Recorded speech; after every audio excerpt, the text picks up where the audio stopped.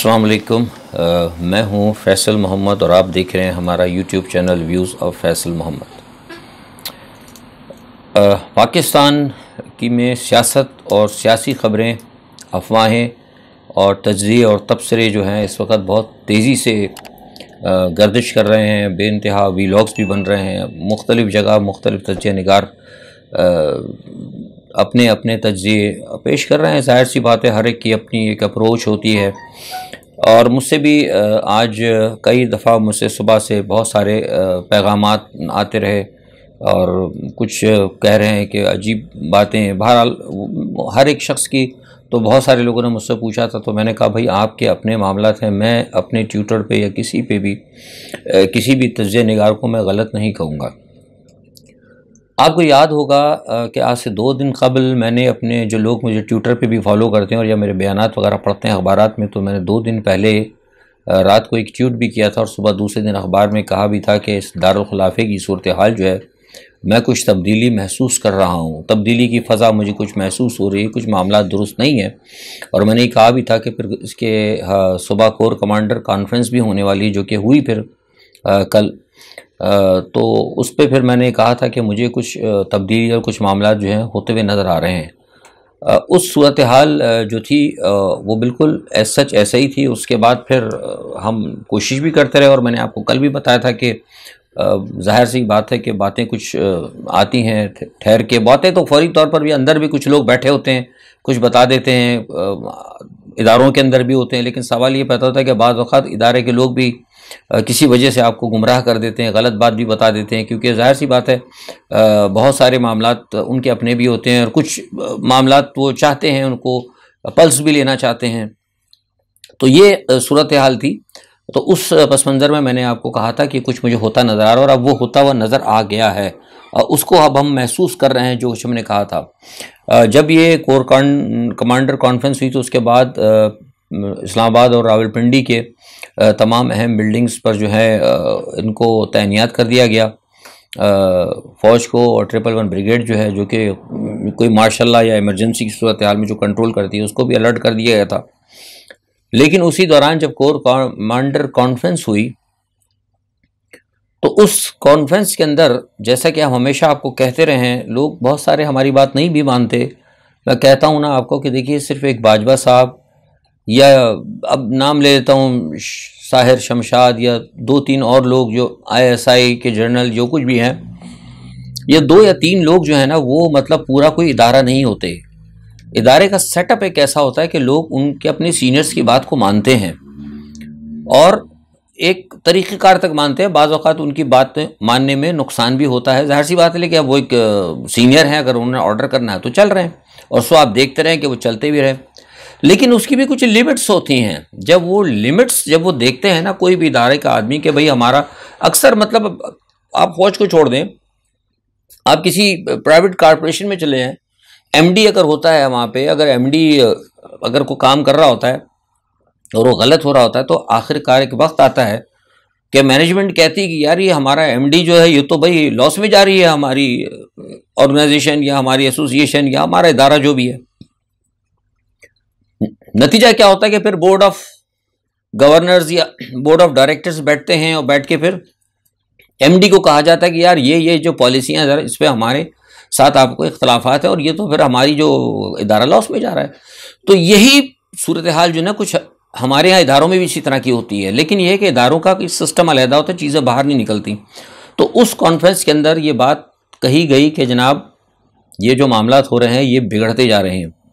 मैंने, आपको याद होगा, जो मेरे लोग देखते हैं उनको हमने ये बारहा ये बात कही थी कि फ़ौज कभी भी अपनी आवाम के ख़िलाफ़ नहीं खड़ी होती। और बात ये मैं शुरू से कहता रहा हूँ अपने वीलॉग्स के अंदर कि अगर आवाम खड़ी हो जाती है एक मौके पर इमरान खान के साथ, तो एक वक्त आएगा कि इस्टेब्लिशमेंट को मजबूर होकर अपने फ़ैसले बदलने पड़ेंगे। ये बात मैं बारहा कहता रहा हूँ। लोग नहीं मानते थे, लोग कहते थे, बहुत से लोग तुमसे तवक्कात करते थे, बल्कि नाराज़ भी होते कि फैसल साहब आप फ़ौज को बुरा भला क्यों। मैंने कहा भाई, अगर मेरे बुरा भला कहने से फ़ौज अगर अपनी वो बदल दे, अपने इरादे बदल दे, तो मैंने कहा मैं कल से ही शुरू हो जाता हूँ। और बल्कि कहें तो मैसेज में भी भेजना शुरू कर देता हूँ अपने दोस्तों को जो आर्मी के अंदर है। लेकिन मैंने कहा ऐसा नहीं होता। एक सिस्टम है, एक तरीक़ेकार है, और एग्जैक्टली मैंने कहा जब टाइम होता है ना, इनफ इज़ इनफ, चीज़ें नज़र आ रही होती ना, मतलब जाहिर सी बात है, इस्टेब्लिशमेंट है, रियासत को चलाना है, उन्हें ये बात नज़र आ गई। और मैं बात हमेशा कहता रहा था कि ये कभी भी अवाम के ख़िलाफ़ नहीं जाएंगे। तो कल जो कोर कमांडर कॉन्फ्रेंस हुई थी, जिसका कोई अलामिया नहीं आया, उसमें ये बात तय कर ली गई थी कि अब ये जो हमारी जो मैंने फ़ैसले किए हैं ये अब ये गलत हो गए हैं। अच्छा, फिर इसकी एक वजह ये भी है कि इसके पीछे अदलिया का भी था। मैंने आपको बात कही थी कि अदलिया भी एक इदारा है बहुत अहम, क्योंकि पसे पर्दा अदलिया के साथ भी मामला हो रहे हैं। 2 दिन पहले जैसे मैंने कहा था कि इन्होंने गवर्नर राज की बात की थी, तो मैंने आपको कहा था कि गवर्नर लगाना इतना आसान नहीं होगा, क्योंकि 18वीं तरमीम के तहत प्रॉब्लम्स तो उसके अंदर आ जाएंगी, क्योंकि 18वीं तरमीम के तहत इन्होंने सूबों को किया हुआ खुद मुख्तार, तो बहुत सारे उसके अंदर अब वो इमरजेंसी लगाते, इमरजेंसी प्लस करते, क्या करते, फिर उसके बाद वो जैसे कल मैंने बताया था कि बहुत सारे मामला थे, लेकिन इस जमेले में पढ़ने मतलब और आगे जाएं। तो इन्होंने कहा कि भाई हम कुछ इस किस्म का काम करते हैं, तो वहाँ से भी इनको शटअप कॉल आ गई। शटअप कॉल कहाँ से आई इनको? पिंडी से, कि आप कोई भी काम नहीं करेंगे। इन्होंने ये कहा था कि अगर आप हमें गवर्नर राज लगाने की इजाज़त दे दें तो हम इस पूरे मामला को बखूबी तौर पे कंट्रोल कर लेंगे। इन्होंने ये कहा, किसने? इम्पोर्टेड गवर्नमेंट ने। उन्होंने कहा कि जाहिर सी बात है, हुकूमत की भी अपनी इंटेलिजेंस होती है, लेकिन एक आर्मी की अपनी इंटेलिजेंस होती है, उनकी MI भी होती है, ISI भी है, और भी उनके बहुत सारे। उन्होंने कहा नहीं जी, हम इसकी इजाज़त नहीं देंगे। अच्छा, जैसी ये बात चली तो साथ ही फिर आपको पता है कि कल ही की बात है शायद, गालिबन हाई कोर्ट के एक चीफ जस्टिस का भी बयान आ गया, और एक और कहीं से बयान आ गया सुप्रीम कोर्ट का 2 दिन पहले, कि भाई हम जो है ना, मतलब अगर किसी ने कोई इमरजेंसी या कोई गैर जमहूरी या कोई हरकत करने की कोशिश की तो उसको बर्दाश्त नहीं किया जाएगा।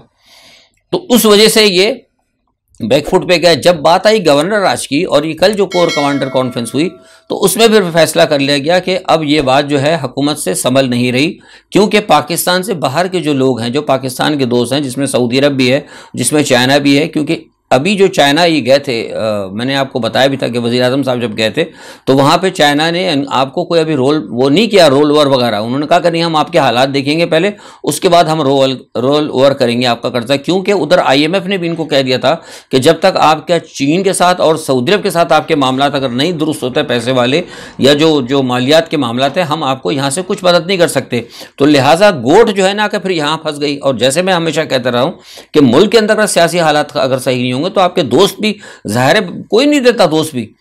तो ये तमाम सूरत हाल और मुल्क के हालात को देखते हुए फिर ये फैसला इन्होंने किया कि नहीं, अब ये मामला जो है ना इसको वापस किया जाए। उसके बाद बाकायदा पैगाम भेज दिए गए। यहाँ पे जो हमारे वाइसराय साहब हैं उनको भी कल ही ये पैगाम दे दिया गया था, परसों रात को, कि जनाब ये मामला जिस तरीके से चलाया जा रहा है इस तरीके से नहीं चल सकता। हम इस तरह नहीं चल सकते कि हम ठीक है, हमने आपके कहने के ऊपर या जो भी जैसे मामला थे हम लेके चलें, लेकिन हम ये नहीं हो सकता कि सिर्फ खुशनुदी की खातिर जो है अपनी पूरी रियासत को का मतलब बिल्कुल तबाह बर्बाद कर दें। अवाम की ज़ाहिर सी बात है एक मंशा है, अवाम एग्जैक्टली हमने पूरी कोशिश करके देख ली।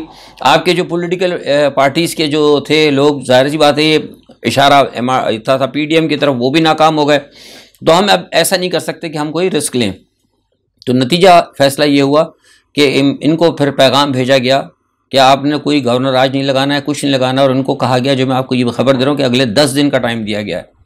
ये अब आपको मैं खबर 10 दिन के अंदर उनसे कहा गया है कि आपने मामलात को सुधार की तरफ लेके जाना है, जिस तरीके से भी कर सकते हैं करें। और उन्होंने कहा कि अगले साल हर सूरत में इलेक्शन भी कराएं। ये भी मैं आपको बता रहा हूँ, अगले साल से मुराद ये मार्च, मतलब ये अब नवंबर तो आ गया, दिसंबर तो ख़त्म ही हो रहा है, मतलब मार्च के अंदर कहा गया है कि मार्च में आप इलेक्शन करा दें।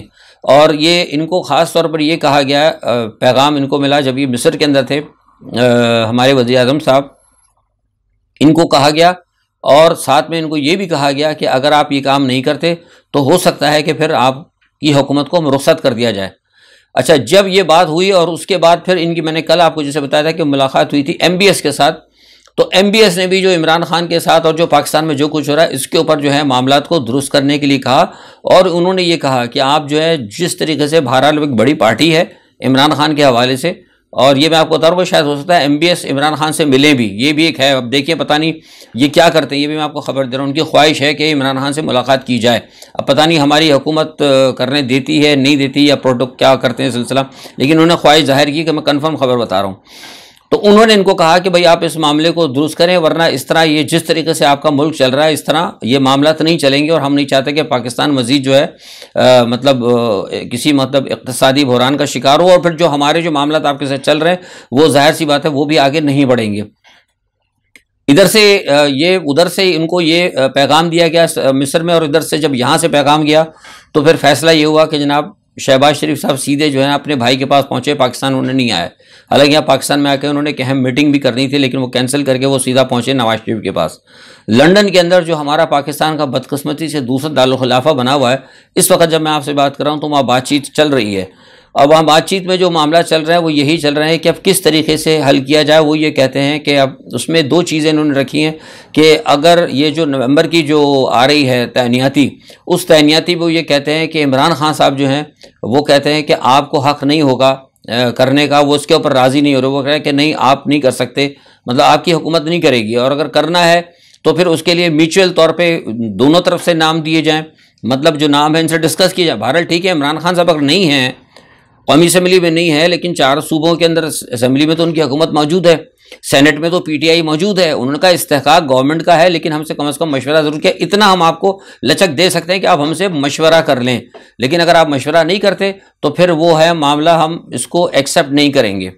मतलब वो आर्मी चीफ का मसला है। अच्छा, दूसरा फिर इंतखाबात का मसला है। मुस्लिम लीग नवाज ये कह रही थी कि इंतखाबात हम लेके जाएँ, जुलाई में हम ऐलान करें, जुलाई सितंबर नहीं सॉरी अगले साल सितंबर के अंदर। ये कह रहे हैं कि हम सितंबर तक नहीं जाएंगे, तो इसके ऊपर भी मामला हैं। अब चूंकि इनको यहाँ से ऑर्डर मिल गया है कि 10 दिन के अंदर आपने फैसला करना है, तो लिहाजा अब वहाँ ये बैठ के बातचीत हो रही है। और अब ये किया जा रहा है, बहुत सारे लोग, अब जैसे तजिया निगार भी मैं कह रहा था, बहुत से लोगों ने मुझसे फ़ोन भी किया, एंकर वगैरह 2-3 के वो क्या नाम है आपका, बाजवा साहब जो हैं, एक साहब ने तो कह दिया कि जनाब हमने किसी टीवी चैनल के अंदर देखा है, वो क्लिप भी भेजा उन्होंने कि वो 1 साल की मतलब एक्सटेंशन बाजवा साहब ले रहे हैं। तो मेरे इल्म में ये कम से कम नहीं है कि बाजवा साहब कोई 1 साल की एक्सटेंशन ले रहे हैं, और ना मुझे लगता है, ये मैं अपनी खबर पर कायम हूँ कि बाजवा साहब कोई 1 साल की एक्सटेंशन नहीं लेंगे। हाँ, ये हो सकता है चूँकि इमरान खान साहब क्या एक उसके ऊपर एक मौक़िफ़ है कि इस तरीके से मौजूदा हुकूमत को आर्मी चीफ का नहीं किया जाए, या ये जो है मतलब जो मौजूदा सेटअप है इसको अगर करना है अगर, तो हमारी मुशावरत से करें। तो ये हो सकता है, ये कहा जा रहा है कि आप जो हैं कम से कम अगर मार्च तक अगर इनको आर्जी तौर पर अगर दे दें, किसको ये ठहर जाएं बाजवा साहब, तो इसके ऊपर ये बात की जा रही है। लेकिन मेरा नहीं ख्याल कि इसकी ये बात भी बनेगी, क्योंकि मेरा अपना ख्याल है, हो सकता है मिल जाए, लेकिन मैं इस खबर के ऊपर मुत्तफिक नहीं हूँ। लेकिन अभी तक फैसला वहाँ लंदन में हुआ नहीं है। लेकिन ये भी एक बात रखी गई है कि मार्च में इलेक्शन करा दिए जाएंगे और मार्च तक बाजवा साहब को कंटिन्यू किया जाएगा। लेकिन इस दौरान ये कहा जा रहा है कि इबाम ये पैदा हो रहा है कि अगर बाजवा साहब मार्च तक रहेंगे तो फिर इसका मतलब है कि दोबारा फिर वो यानी इमरान खान के पास चला जाएगा या नया आने वाला करेगा। तो इस पर फिर नवाज शरीफ साहब को एतराज़ है।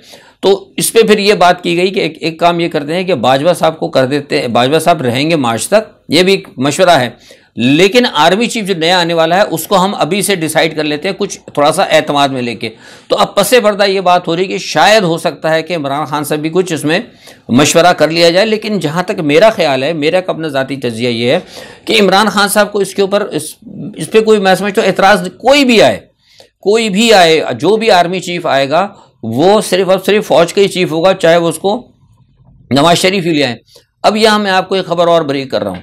वो अहम खबर ये है कि नवाज शरीफ साहब ने और ये जो कुछ सिलसिला इन्होंने भी किया है, यानी पाकिस्तान की मौजूदा जो सेटअप है मुस्लिम लीग नवाज का, और जिस तरीके से इन्होंने पूरी सूरत हाल करके इनकी हुकूमत के दौरान जितना फौज का इमेज खराब हुआ है, उसकी वजह से पाकिस्तान के अहम इदारे के तमाम मेजॉरिटी के लोग जो हैं, ये मैं आपको पक्की खबर, मेजॉरिटी के जो है ना ऑफिसर्स या जो कुछ भी आप इदारे के लोग हैं, 80% वो इनसे सख्त नाला हैं। ये आपको बड़ी खबर दे रहा हूँ, क्योंकि कुछ लोग, जाहिर सी बात है पुरानी बातें निकलती ना, उन्होंने कहा कि जब पहले इनकी हुकूमत थी तो हमें रॉग आर्मी कहा गया, बड़े मामला किए गए, इन्होंने बड़ी तौबा तिल्ला कर ली थी कि हम इस तरह करेंगे, बिल्कुल दुरुस्त चलेंगे। फिर उसके बाद इन्होंने पीछे से जोर भी लगवाया अमेरिका का, और उसके बाद फिर आ जाके इनकी हुकूमत के अंदर इन्होंने वो सूरत हाल हमारी कर दी कि हमारा तो आज आपको पता है कि फ़ौज की क्या सूरत हाल हो गई इस वक्त कराची में, और इधर सब जगह बोर्ड लगाए जा रहे हैं कि हम फौज के। तो इस तमाम सूरत हाल के अंदर इनका इमेज बहुत ज़्यादा ख़राब हुआ है। अच्छा, ये तो एक है सूरत हाल। तो मुझे ये लगता है कि ये मैं आपको खबर दूँ कि अगले 10 दिनों के अंदर अंदर, जैसे मैंने कहा ना कि अगले 10 दिन के अंदर अंदर तमाम बड़े बड़े फैसले हो जाएंगे और इस महीने अगले 10 दिनों के अंदर आप यूँ समझ लें कि इंतखाबात की डेट आपको मिल जाएगी। ये अभी मेरे पास खबर है, लंदन में भी फैसला हुआ है क्योंकि उनको कहा गया 10 दिन का, और इसी महीने के अंदर अंदर तमाम बड़े फैसले हो जाएंगे और मोहम्मद बिन सलमान MBS के आने से पहले पहले ये मामलात को ये इंशाल्लाह कर लेंगे ख़त्म। और हो सकता है कि शायद इस मामलात के अंदर MBS की भी थोड़ी सी, जैसे मैंने कहा ना कि इसके अंदर उनकी भी शायद कोई पसे पर्दा कोई मामलात हों, क्योंकि चीन की तरफ से तो नाराज़गी आई थी और MBS ने भी नाराज़गी का इजहार किया था, और ये भी मैं आप कह रहा हूँ कि शायद हो सकता है वो मिलने इनको दें। तो ये सारी सूरत हाल है, और इस तमाम सूरत हाल के अंदर जैसा मैंने कल कहा था कि इमरान खान साहब ने भी जब देखा कि मामलात हैं तो इमरान खान साहब ने फाइनल फुल तैयारी कर रखी है। जुमेरात से उन्हें अपने मार्च को शुरू करने का प्लान किया है, जैसे उन्होंने प्लान बनाया है। और लेकिन अब उन्होंने सोचा वही बात जो मैंने कही थी कि वो कहते हैं कि जो इन पर कातलाना हमला हुआ है, अब ये बात बड़ी अच्छी मुझे पता लगी आज, वो कह रहे हैं कि जो कातलाना, कल मैंने अपने वीलॉग में इसीलिए कहा था कि खान साहब थोड़ी सी तेज़ी लाएं, तो आज सुबह ये पता लगा कि खान साहब ने कहा कि उन पर जो कातलाना हमला हुआ इसके बाद अब मजीद जो है ना इसके अंदर कोई गुंजाइश नहीं रह जाती। ठीक है, तो उन्होंने कहा कि अब हम अपनी तहरीक को बड़ी हार्ड और बड़ी तेज़ी से चलाएंगे। अच्छी बात है, चलना चाहिए। और इसी दौरान मुझे लगता है कि ये जैसे ही खान साहब ने ऐलान किया है अपनी तहरीक को चलाने का, मुझे लगता है कि 1 या 2-4 दिन के अंदर जो भी मामलात हैं ये दुरुस्त हो जाएंगे। मेरा भी फिलहाल तज्जिया है, लेकिन अगले 10 दिन जो है ना इस हवाले से बहुत अहम है। अच्छा, दूसरा आपको पता है इसका एक और मसला ये भी पड़ रहा है, क्योंकि ये हुकूमत जो है या जो भी सेटअप जो इस वक्त चल रहा है, जो रजीम चेंज किया गया था, ये एक आप होता है इसमें अमेरिका का भी मसला था। अब इनकी बदकिस्मती देख लें कि वो अमेरिका के अंदर वो जो मिड टर्म इलेक्शन के अंदर वो भी जा रहा है बाइडन, जो कि सारा सेटअप जो चलाना चाह रहे थे उनकी भी ना मकबूलियत वहाँ पे ख़त्म हो रही है, और सीट्स जो है ना वहाँ पे वो डेमोक्रेट्स जो है ना उधर हार रहे हैं और रिपब्लिकन जो है वो आ रहे हैं, और ट्रम्प जो है इस तमाम सूरत हाल का सख्त खिलाफ है जो कुछ पाकिस्तान में हो रहा है। और वो शुरू में, जब मैंने आपको पहले भी अपने वीलॉग से बताया था, जब ट्रम्प जा चुके थे उनसे पूछा गया था कि जो कुछ हुआ यहाँ पे, तो उन्होंने इमरान खान की हुकूमत को गिराने के और सारे मामलात के ऊपर नाराज़गी का इजहार किया था। मैं अपने वीलॉग में बता चुका हूँ, मेरे इस हवाले से स्टेटमेंट भी हैं। तो ये तमाम सूरत हाल मुझे लगती है कि मामलात जो है ये इंशाल्लाह आपको अगले इसी एक हफ्ते के अंदर आपको अहम खबरें मिलेंगी सुनने के लिए। लेकिन ये है कि एक दफ़ा मैं ये कह दूं कि आपको इस तज्जिए के अंदर एक आखिरी खबर ही दे दूं कि अगले आने वाले जो दिन हैं वो मुझे लगता है कि शायद पाकिस्तान मुस्लिम लीग नवाज़ के बहुत सारे लोगों के लिए ना को अच्छी खबर लेकर नहीं आएंगे, क्योंकि मैंने आपको याद है अपने वीलॉग में एक दफ़ा कहा था कि कुछ लोग ऐसे भी हैं जो कुछ काम कर रहे हैं, लोगों की फाइलें बना रहे हैं। कुछ लोग ऐसे हैं खामोश, मैंने आपसे कहा था ना कि खामोश ताकतें होती हैं, वो अपना भी काम कर रहे हैं, तो वो भी काम कर रहे हैं। और मुझे आज ये बताया गया कि उनके पास भी उन्होंने भी बहुत सारा मवाद जमा कर लिया है, तो वो भी उनकी भी पकड़ में आएंगे। उनकी पकड़ में शायद हो सकता है कुछ लोग PTI की भी हैं, लेकिन ये सारे मामला चल रहे हैं। बहरहाल हमेशा जिस तरह मैं कहता हूँ कि फ़ौज हमेशा फ़ौज होती है, हमेशा आपको मैंने कहा कि फ़ौज कभी भी किसी दुनिया की फ़ौज जो है अपनी आवाम के आगे नहीं खड़ी होती, और जब वक्त आएगा तो इंशाल्लाह आप देखेंगे। और वो वक्त आ गया, इदारों ने फैसला कर लिया कि हमने आवाम के साथ चलना है। एक तो ये हो गई पाकिस्तान की। इस पर दूसरे लिए कि एक छोटी सी खबर आपको दे दूँ कि भारत जो है ना बड़ी कोशिश कर रहा है इस वक्त रूस और यूक्रेन के हवाले से। अच्छा, आपने खबरें सुनी होंगी, पाकिस्तान में तो खैर नहीं आती, लेकिन ये अभी जो भारत भाग रहा है ना रूस और यूक्रेन की जंग बंदी कराने के लिए, इसके पीछे मैं आपको बता दूँ, ये मैं अंदर की खबर दे रहा हूँ कि भारत को एक्टिव अमेरिका ने किया है, क्योंकि अमेरिका गया है फर्स्ट इस दफ़ा, क्योंकि अब रूस ने बड़े पैमाने पर तैयारी कर ली थी न्यूक्लियर अटैक की।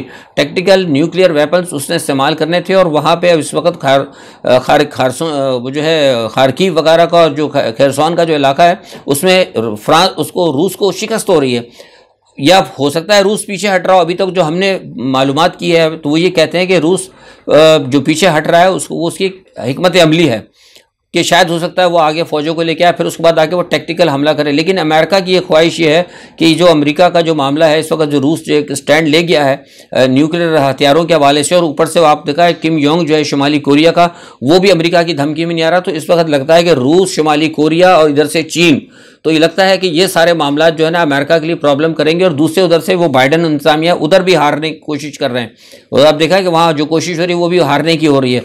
तो मुझे ये बताया गया है कि अंदर से भारत को फौरी तौर पर मुतारक किया था कि तुम जाओ जाके रशिया में इन लोगों से मिलो और जंग बंदी कराने की कोशिश करो। इसका मतलब ये कि अमेरिका फिर एक दफ़ा कमज़ोर पड़ रहा है, पहले भी कमज़ोर पड़ा था तो हमने उसका साथ दे दिया था। तो ये सारी सूरत हाल है, देखें क्या होता है। अब इंशाल्लाह अगला एक हफ़्ता इस हवाले से बहुत अहम है। कल जो कुछ भी पाकिस्तान के हवाले से सूरत हाल होती है या कोई अहम खबर होती है इंशाल्लाह तो मैं आपको अपना तजिया ज़रूर दूँगा। अपना बहुत ख्याल रखिएगा। अल्लाह हाफ़िज़।